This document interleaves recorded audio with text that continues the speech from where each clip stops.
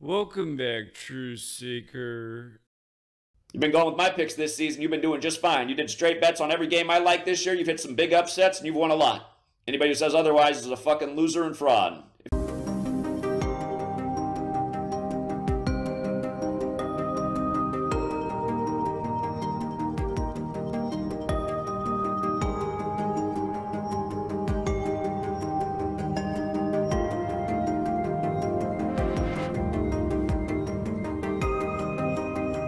First time I ever did a price hike, but to me, even if it's still a bargain rate, I mean, if you look into how much work I put in each month and how much decoding it is, I mean, you're getting a killer deal at both prices. Ninth time's the charm.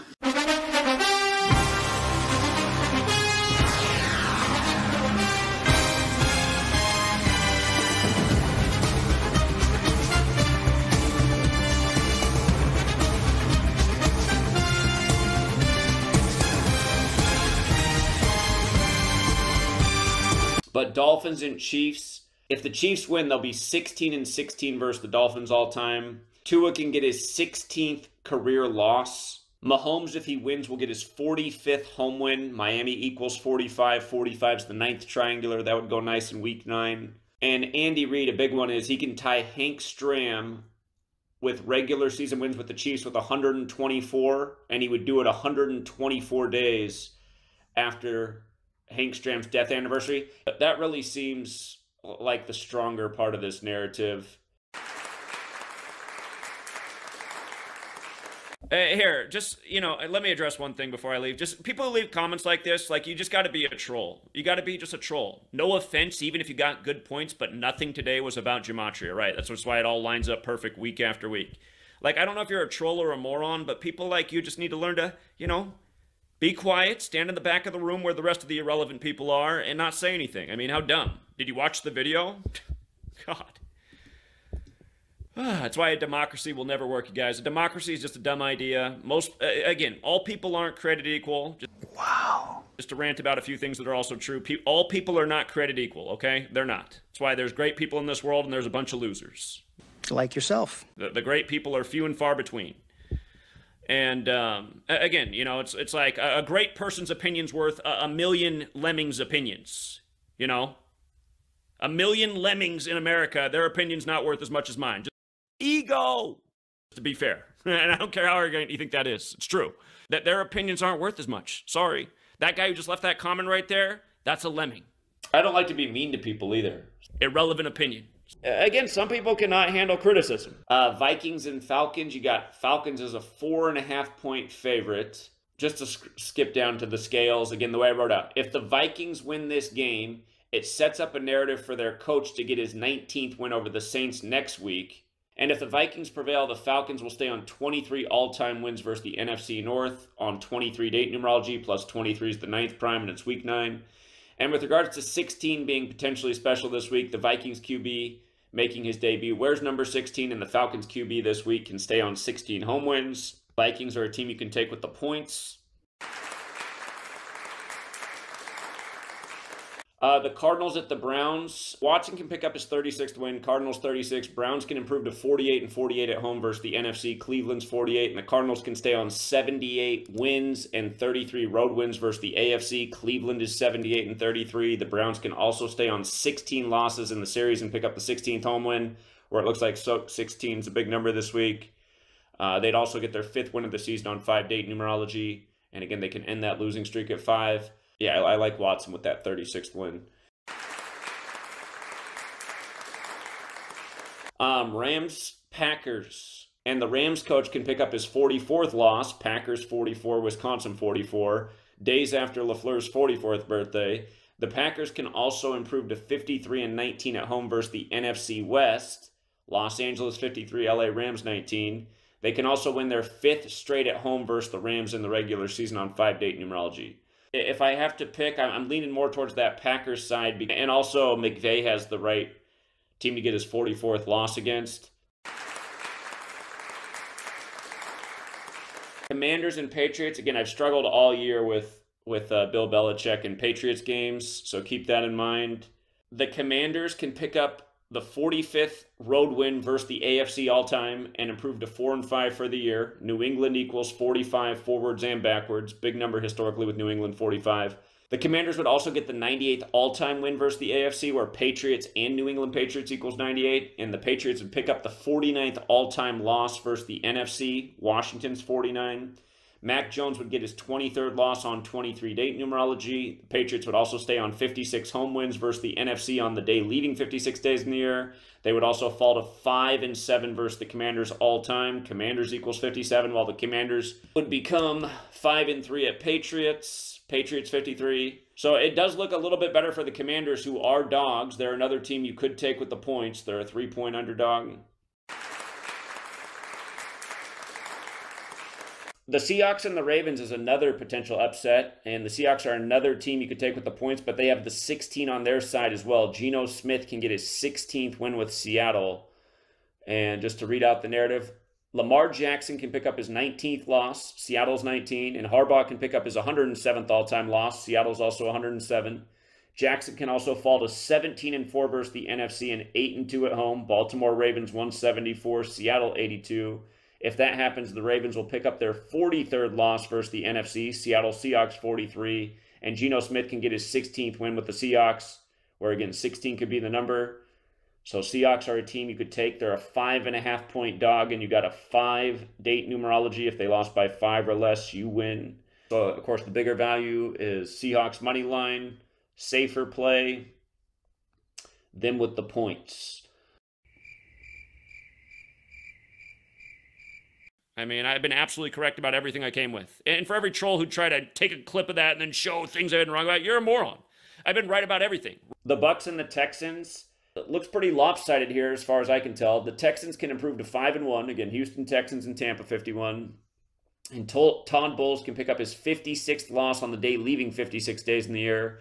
If that happens, the Texans will be 3-1 at home. Houston's 31. Also, Mayfield will stay on 34 wins. Texans 34 and 14 all-time wins. For one more, the Texans can win their 5th straight versus the Bucs on 5-date numerology. Colts at Panthers. Panthers can pick up their 60th loss versus the AFC. Indianapolis is 60 and can stay on 56 wins versus AFC on the day leaving 56 days in the year. If that happens, the Colts will improve to 4-5 before playing New England. New England 45-45. Also, the Panthers will fall to 5-3 versus the Colts when Carolina's 53. To me, it looks like the better narrative here is with the Colts. Giants and Raiders. Daniel Jones can pick up his 23rd regular season win, and his team can improve 2-3 away for the year. Las Vegas is 23. Again, 23-date numerology. The Giants can also pick up their 101st win versus the AFC. Las Vegas Raiders 101. And the Raiders can get their 45th home loss versus the NFC, 45, the 9th triangular number. I think it looks better here for the visiting Giants, who are a slight underdog. How about shut the fuck up, morons? I'm not wrong about anything. The Bills and the Bengals, Allen can get his 16th road loss, and Burrow can get his 16th home win. Plus, Burrow can get his 18th all-time home win when Bills is 18.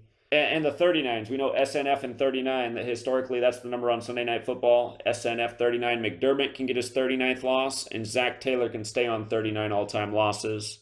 So yeah, the Sunday Night Football numbers on the Bengals side, there's more 16s on their side.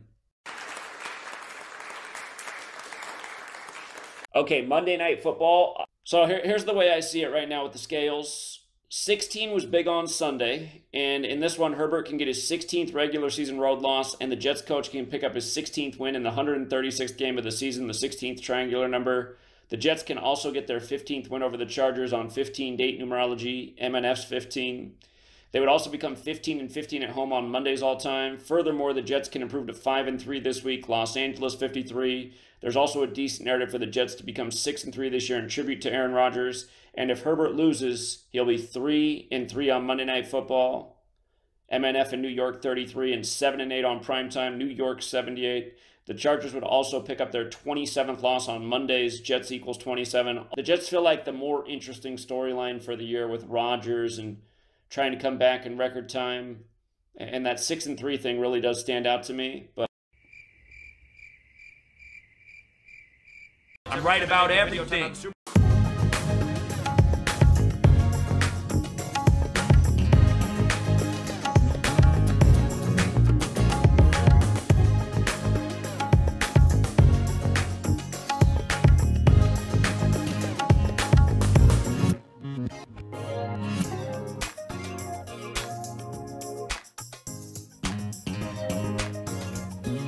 okay, so all the numbers for tonight's game. Again, right on the surface, if Panthers lose, they're 1-8, Bears is 18, and if Bears win, they're 3-7, Carolina, Chicago, and 37. Today's date numerology is also 18. If the Bears win, they'll become 11-6-2 at home on Thursdays. That 11-6 in the win-loss category looks a bit like 116. Last year we saw Thursday 116 playing Prime Video. Last year the games began on Prime Video, which also equals 116. Panthers could stay on 95 regular season road wins. Thursday Night Football's 95. To me, the Bears narrative still looks considerably better. The 37, the 18 thing. Patriots versus Colts in Germany. If the Patriots win, they're 3-7. Patriots equals 37 in the pier. And they'd become 4-0 in the international series in week 10. 10's the fourth triangular number. In a way, I guess you could argue that that's a streak of 4. They'd win their 4th straight game in the international series. The Colts would stay on 263 all-time road wins, the 56th prime. Frankfurt equals 56. Last year, the first game was in Frankfurt on the day, leaving 56 days left in the year. And Minshew, he would stay on 10 wins in week 10, wearing number 10. Also, the Patriots would stay on 30 all-time losses versus the Colts on 30 date numerology. To me, it looks better for the Patriots. You got the 4 thing going. You got the 3-7 record. Sucks dick at predicting sports. The Texans at Bengals. Here, let me read out the scales real quick. I am favoring the upset, but I think it is smart to take the points if you're going to play this game. A long history of Burrow and 54 could lead to an upset here if both teams become 5-4. Again, 54 follows Burrow from his championship in New Orleans. Burrow can also stay on 34 wins in this game. Texans equals 34. If that happens, the Texans will become 7-5 versus the Bengals on the Superior General's 75th birthday. Cincinnati Bengals equals 75. The Texans are a team you can take with points. The Saints and Vikings, I didn't see a whole lot to dig into here. But 19 in a Saints game wins the majority of time. I think this year it's 2-1. The 19s that have been on the board, it's won twice and lost for us once. It's winning at a clip of 2-1. So I'm going to lean that way like I always have because historically it's been good for us. And historically it's been better than a 2-1 pattern. But the Vikings coach can get his 19th win. Saints are 19. Yeah, I mean, that's really the thing you're banking on that game. The Vikings coach getting his 19th win over the Saints, the right team. So I think the more solid thing here is that 19 number where the Vikings coach can get his 19th win. Packers and Steelers. Number 10, Jordan Love, in his 10th game in NFL Week 10, can get his 4th win and stay on 4 road losses. So that's nice for the Packers. That 10-4 thing is there. The Packers can also improve to 4-5 in a rematch of Super Bowl 45, and the Packers won that Super Bowl exactly 666 weeks after the game, while keeping the Steelers on 666 regular season wins. The Steelers would then fall to 5-4 on the Jesuit Order's birthday, Jesuit Order 54, and the Steelers would get their 28th home loss versus the NFC, where Packers is 28, and they would stay on 73 regular season home wins, where Packers is 73. So Steelers get upset. That's what happens. You do have that 6-6-6-45 thing perfect in the 10s and 4s. So again, Packers are a dog. They're another team you could take with points. I've been predicting the future for over 9 years straight accurately. I get annoyed when people are like, hey, your predictions are nowhere near Nostradamus. You know what, you guys? This is not a false statement. I could wipe my ass with the name Nostradamus. Literally. Okay, the Titans and the Bucks. Again, you got a streak of 4 here. If the Titans win, they can win their 4th straight. I wrote out the scales here a little bit different because really, if you just look at this game, it's like back and forth the whole way through. It's like back and forth, back and forth. So ultimately what I said is, the scales look pretty equal outside of the fact that there's a Jesuit ritual for Vrabel, who's Jesuit educated to win, and you have the streak of 4 on the Titans side. If they beat the Bucs, they'd get their 4th win straight versus the Bucs in the head-to-head series. I suppose the other 4s that could play there is the Bucs can get their 4th home loss, and the Titans could stay on 4 road losses. Yeah, if it's the Jesuits' day, and it is their leader's birthday, I mean, that Vrabel thing makes a little bit of sense. Another wrong predictions. People want to focus on the things where I've been wrong, Why? Again, the way I wrote out, I said the 49ers can lose their 4th straight in Week 10, and Brock Purdy can fall to 10-4 in the regular season for the 104th NFL season. The 49ers can also end their 4-game winning streak in head-to-head games with Jacksonville. Also, a 49ers loss would make Purdy 4-3 away. Jacksonville equals 43. If that happens, the Jags coach can stay on 50 losses. San Francisco's 50, and the Jags can improve to 29-29 at home versus the NFC. 29 is the 10th prime. Some decent numbers there for the Jags, who are at home as dogs. They're another team you could potentially take with the points. So my predictions suck. Let me checkmate this cat real quick. Ravens are a 6-point favorite versus the Browns. Watson's next road loss is 19. All the 19s that have been on the board in Ravens games have played in the Ravens' favor. Jackson does equal 19. And Jackson can get his 28th home win. Browns is 28 in the most pure. He could also get his 54th career win, Jesuit Order 54, on this day. And Jackson can become 8-3 versus the Browns, where Cleveland Browns, Ravens, and football all equal 83. Kevin Stefanski can also get his 29th all-time loss, 10th prime in Week 10.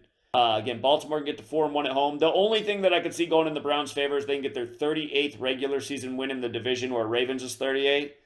But yeah, I just see a lot more weight over here on the Baltimore side. And again, Baltimore steamrolled 10 times better narratives against them this year. So the Ravens can get the 4-1 at home again. That's what jumps out to me. And that 4 plays in Week 10 for him, right? 10, the 4th triangular number. Hubbard claims that his success rate is higher than anyone else's. Yeah, it is. Facts. Lions at Chargers. Here's what stands out to me about this. Jared Goff's 109th regular season game. Los Angeles 109 in the most simple. He got traded from LA to Detroit. His next road win is 29. 29 is the 10th prime going with Week 10, but 109 is also the 29th prime going with his 109th regular season game. And if Goff did win, his all-time win would be 30. You got 30-date numerology. Rams equals 30. I know he's not playing the Rams, but they play in the same stadium, and it's his former team, so I see the symbolism in it.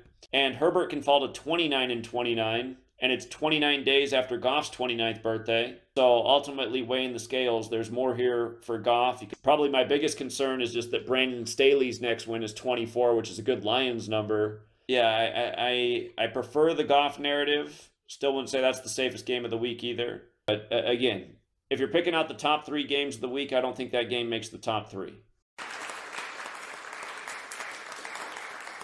And then he's always doing his false math for how much money you would have lost, which is total BS.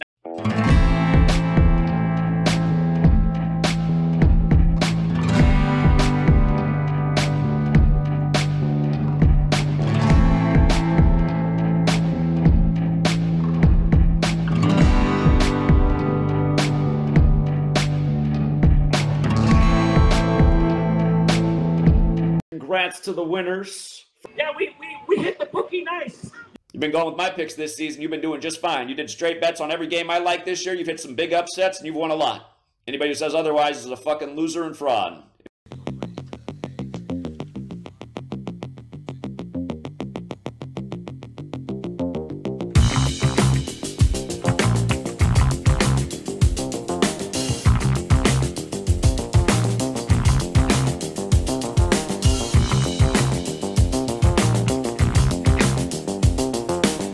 To retire, and you need to shut it down. You've been going with my picks this season. You've been doing just fine. You did straight bets on every game I like this year. You've hit some big upsets, and you've won a lot. Anybody who says otherwise is a fucking loser and fraud. He's a bullshitter. He's a scammer.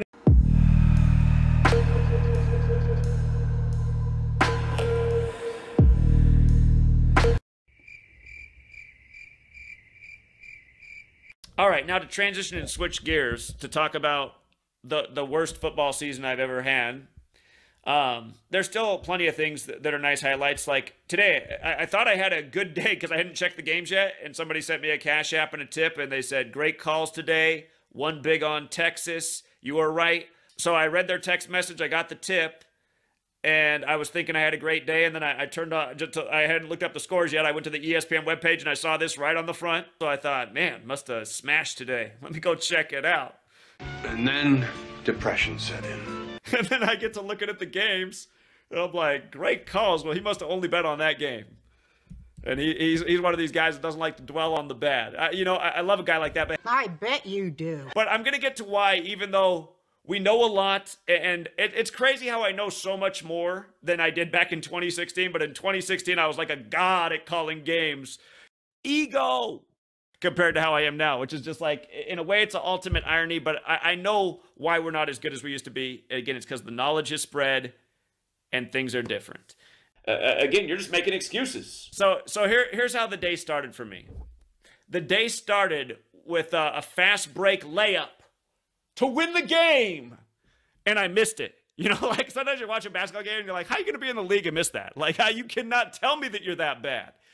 But maybe it's possible. Maybe you can be in the league for a long time and do well and then somehow miss like the easiest layup in the history of layups a decade into doing it. Here's why this game was a layup for Indianapolis, really, over Patriots. Of course, hindsight's 20/20 always, but it really was. So yeah, Indianapolis with the 75 and 201, the Jesuit connections that fit with the Superior General's birthday, they win, and then just the whole Jesuit Illuminati thing, they keep home teams on 76 wins. After the fact, Zach! After the fact, Zach! The Patriots didn't get the 77th win today. And I was thinking maybe that would kind of more be the symbolism that Belichick finally gets a bone in prime time and hits an old Patriots number after Brady won there. But no, now I look at him and it's like, no, stupid. Just go with the 201-75 and the continued legacy of Belichick looking like dog shit, furthering Brady's legacy, who won there last year in Germany. Yeah, this is all after the fact, though, right? Yeah, this was a dumb miss in hindsight. And had the Patriots won, they would have been 3-7. Again, in the Brady days, they love to smash that number, but it's not the Brady days. And I've been able to observe how bad it's been for Belichick since he left over and over. And it's like I still can't learn the lesson because, see, that's part of the thing. That's the phrase, you can't teach an old dog new tricks. It's like I become an old dog in a way because I'm just so used to it being this way.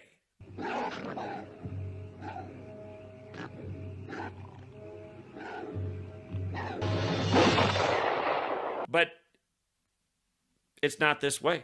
Again, even though it's the worst season ever, it's not a bad season. What the fuck?